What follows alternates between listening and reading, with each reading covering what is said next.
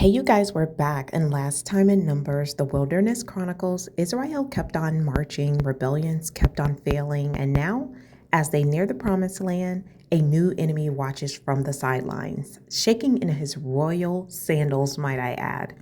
As Israel camped near Moab, just outside the promised land, word of their victory spread fast.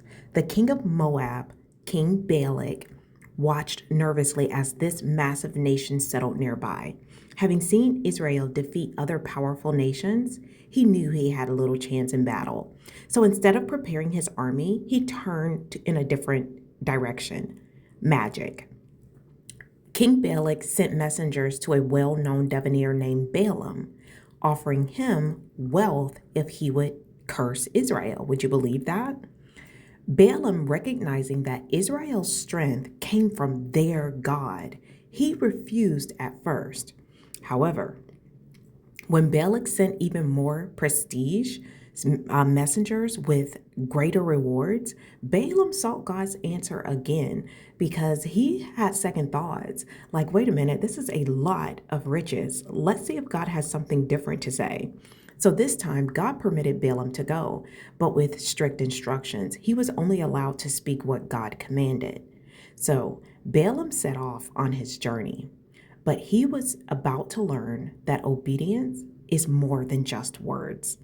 As Balaam traveled, his donkey suddenly veered off the road.